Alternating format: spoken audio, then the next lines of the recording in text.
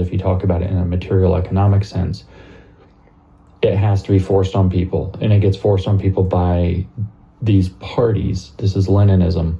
It gets forced on people by these parties who are elite enough to understand the rarefied air of Marxist theory, and then will shepherd the proletariat through the revolution, which in practice means shipping them off to gulags or killing fields, or letting half of the population of China starve, or whatever it is. It never works out because it's all based in poppycock. It's pseudo-reality. It is a pseudo-real description that misunderstands all of the fundamental premises of how societies are organized. So Gramsci, I want to posit, is sort of the link between that and now. Okay, so Gramsci becomes extremely relevant in the fact that his prison notebooks in particular link that Leninist style thought to understanding that there has to be a cultural revolution to make it work. So the only, at the time, we're talking the 1920s, the only communist revolution That's what I listen to when I work out. Was the Bolshevik revolution with Lenin at the helm in Russia. So they were identified with bourgeois values.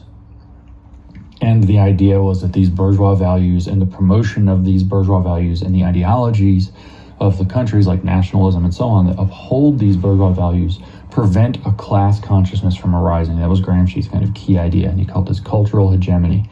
That's what prevented the as Marx predicted, the inevitable proletarian revolutions from taking place. They were not inevitable, Gramsci realized, because culture first had to be dissolved. Destroyed. And so this breaking down the of statues. culture became the first and most important project. So now you have this split Throw soup on art. Communist thought, starting with Gramsci very clearly, where he saw Lenin had done something right, but more importantly, he realized that culture was the roadblock everywhere else, to where now you're going to split into having a two-stage revolution, a cultural revolution that eventually demoralizes the people, and then when that is sufficiently done, then this party can step in and seize power, because the culture is not strong enough and the people who are within that culture are not unified enough to be able to resist the revolution. That's why. It's a really nasty but also very effective tactic that, as I've spoken about in other places, liberalism is particularly susceptible to. Trudeau! Liberalism is particularly susceptible to it because liberalism takes everything, every argument as charitably as possible, and therefore it can't conceive of the idea that the goal of the communists is to destroy the thing. Destroy it! It can't conceive of the idea. Destroy communism, not the culture. Legitimately psychopathic people are creating pseudo-real descriptions just to manipulate people in order to gain their own power, because they think it will lead to a utopian revolution. And I mean that quite literally. You can read Max Horkheimer, his essay, Traditional and Critical Theory, written in 1937. He's one of the kind of cornerstone guys of the Frankfurt School. He explicitly says in the essay that without having a utopian vision, that critical theory just kind of does useless things. It has to be done in service to a utopian vision, and that utopian vision is, of course, for all these people, Marxist. Because they were all Marxists. And you won't get a utopia with Marxism. It becomes dystopia. It's combo 1984, Brave New World, woven together. The common man, most of the pyramid, crushed down to nothing. And the top pyramid, everyone is for everyone. The rest of us, enjoy your door to 1984. Truly, sick people have corrupted the minds like a parasite around the world for many, many decades and generations. And this is would cause the first 10-second World War and all the things in between it. And it's evil. It's dangerous. Karl Marx and Friedrich Engels are dangerous thinkers, and their army of Trotsky and Lenin and Stalin are the worst human beings ever. And who they represent? A secret group of bankers around the world who have co-opted and corrupted every single infrastructure and place around the world. Those people are pure evil, and they've been backed by all kinds of different countries and corrupt organizations, from the EU to the UN to the USA to the POTUS himself, from Roosevelt right down to Biden. It's all part of the script, and you're being played. When they're trying to destroy all the things that that we have as sanctuaries and that we hold sacred, the body, the mind, the family, faith, nature, culture, tradition, heritage, history, race. It's white genocide. It has been since the beginning, because it's the only people that have to claim anything else, and you can just call it racism. But it's fact. It's Marxism, and it's here to destroy the world. Be careful. The communists are already invaded. They've already taken over every corner and every thought, and they've been teaching this crap in universities for decades now. And it's poison. It's corrupt mind poison. Share this video around. Learn something. Get educated. If you're waving a rainbow flag, you're already indoctrinated into joining the communist group. No offense, you can be gay, but understand you're being played. They want to segregate, separate, divide, and conquer. And they've already done that. And now they've infiltrated the immigration borders with all these immigrants who are of military age and strength, and who are waiting until the election to either vote illegally or cause an insurrection and take back the country in an illegal, evil way. Just look up the Bolsheviks. Just look up what happened 100 years ago in Russia, in Europe, in Germany. Dig into it. Don't just believe what you got put in a textbook. Dig into it. Learn something. Educate. Unindoctrinate. Share. Speak the message. And may God have mercy on those that matter. Peace. That having ideological and cultural control of the people is central to being able to achieve the revolution, which would proceed in two stages. First, the culture, then there would be an attempt made through violence and whatever else to overthrow the existing power structures. Although ideally, you would just be able to infiltrate. Invaded. And the coup would be soft. Handed guns, no need allowed to to get necessarily weapons. Get violent. No need to get messy here. You would just fully infiltrate the culture of the existing institutions. Yeah, those institutions he saw that held up the pillars of culture as he would see it. In other words, the domains of cultural production, where Marx was interested in the domains and seizing the domains of economic production for, he says, the workers and the people. That's BS. We know it's BS. What he really meant was for the party, the elites that are really like himself, that were going to guide society and rule society.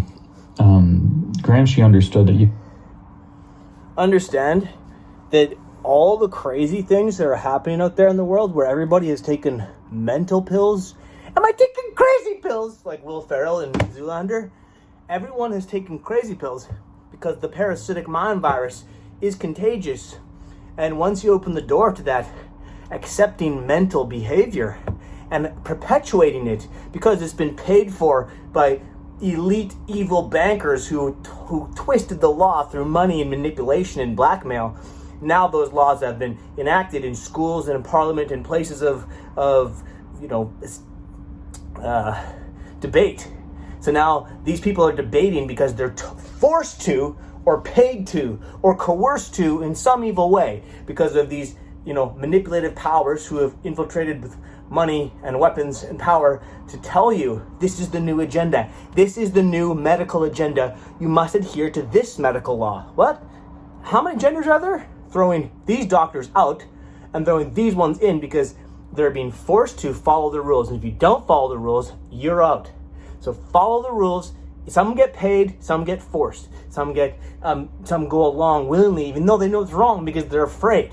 So fear and finances strong arm and coerce you to do the worst things. And then the manipulation tactics continue worming through you.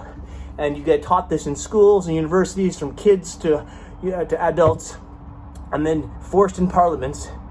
And now you have everybody believing a lie and selling and enforcing an indoctrinated lie.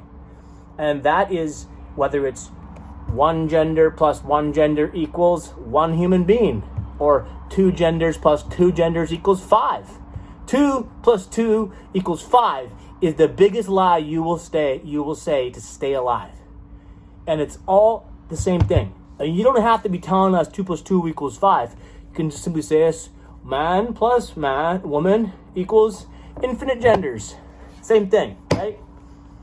No, man plus woman equals future. Man plus woman equals a child. That child can choose to be a gay child, and then that procreation will not continue. That's your choice. Okay. But when they start saying that the mental game of all this other stuff, that's racist, that's bigoted, that's CRT, critical replacement theory, well, only the white people are racist because they want to cancel the white race. Because they're the only people who left in the West who they can't seem to infest. So if you're in a community of alphabet, whether that's CIA or LGBTQIA2+, all this other alphabet out of order companies, you're already corrupted, co-opted, and totally under their control. So may God have mercy on your soul for the few people left who have belief in their family, tradition, nature, and history and heritage, and have something rooted that they care about. Because they're trying to smash that patriarchy so they can introduce the King Kong patriarchy, where we all pay service, lip service, and money service to the great Mao and the great Stalin and all the people of evil who want to rule the empires above and have all the best for them and shit for you. And anybody that's been fooled by this 2 plus 2 equals 5 nonsense just to stay alive, you're part of the problem. Stand up. Know it's true. Know it's true when it's not true. Speak the truth. Share it. It's your responsibility and obligation to get out there and not be afraid to tell the truth. Because this we're founded on lies right now. And to cancel out an entire race because of Google AI says make the forefathers black. And it's okay 5 years ago that we all watched Hamilton and laughed how good the songs were, but they're black-facing all the white history. If you were to flip that around, it would be total racist nonsense. So understand when someone's calling you names that they're doing that to discredit you and they have nothing else to say. And when they're speaking nonsense, and there's endless examples. And when they try and use the one outlier, well, there's people that are born with both genitals. Yeah, so the 0.01% of people that are hermaphrodites, or 0.01% or point less than 1% of people that are actually truly transgender, that very distant outlier does not mean the majority. We're talking a pejorative majority. Mass amounts of people are the same. And to say, well, there's one abstract albino, so we must now classify black and white as something else. No, you're wrong. History and tradition is what keep us together. And we wreck our culture and we pull it down and we cover statues in red paint. That ain't right.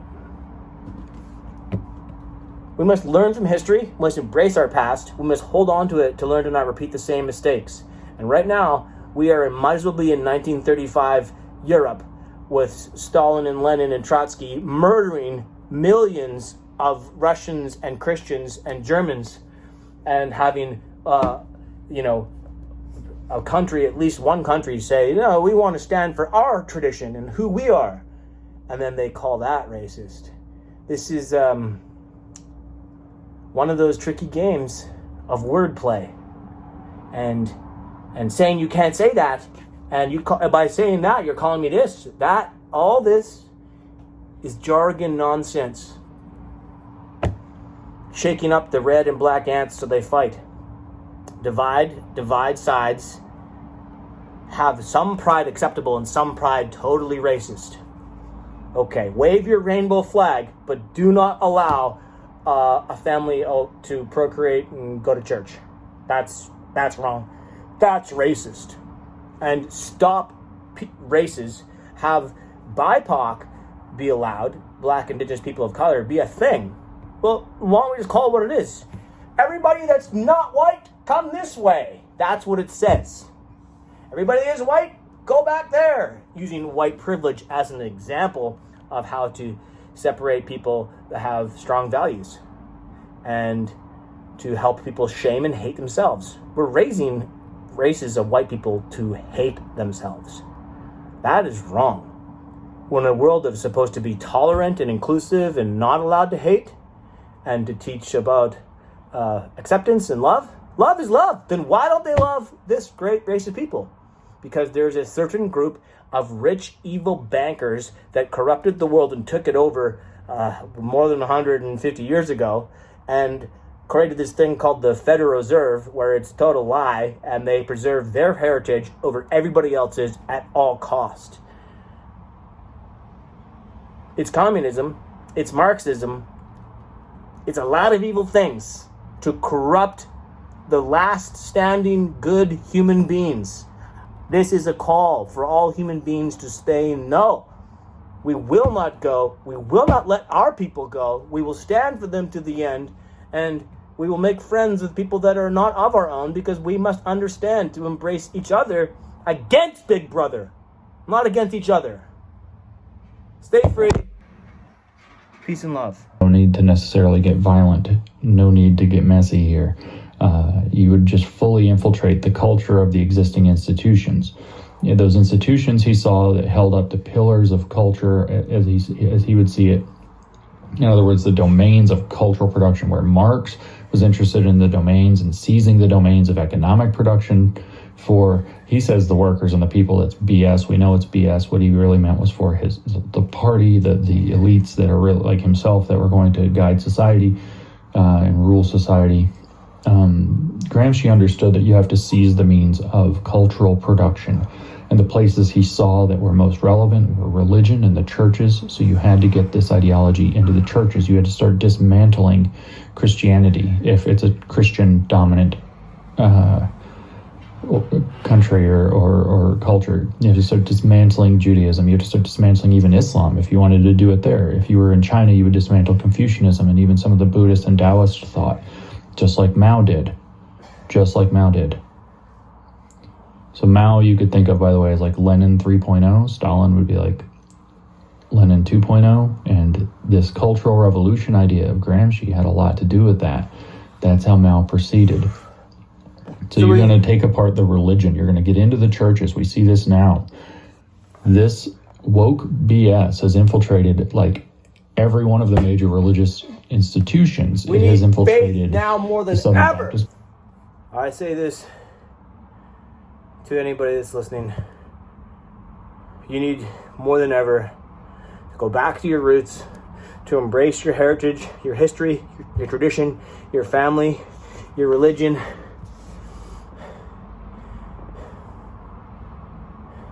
Beliefs and nature. What's natural and what feels right. You need to embrace these things. You need to investigate them and re-educate on these things and stay strong in these bonds, because that is what will hold us together. Otherwise, there's nothing. There is, history has said that in the 300, this is Sparta! In that, the Spartans were said to have taken a strong Spartan warrior would mentor a younger Spartan warrior and teach him how to fight and be on the battlefield, and would mentor him also as his partner, and they would be lovers, and they would be together in all ways. So they were kind of created to fall in love, and therefore they had each other's back all the time under every attack. And that was a method that actually made procreation difficult for Spartans, but because they actually became kind of enforced gay lovers with their brothers. And the brotherhood was so strong, though. They were an impenetrable, funny joke, impenetrable power force on the battlefield, because they were looking out for their brethren beside them that they actually loved. Not just, hey, I'm from Omaha, I'm from Oklahoma, I'm from Nevada, I'm from upstate New York. And so these are brothers, but they're a band of brothers, not band of lovers. And so what I'm saying from this is that it's important to love something, your history, your family, your roots, your tradition, your faith, because it will keep you strong in the darkest hours. Be well.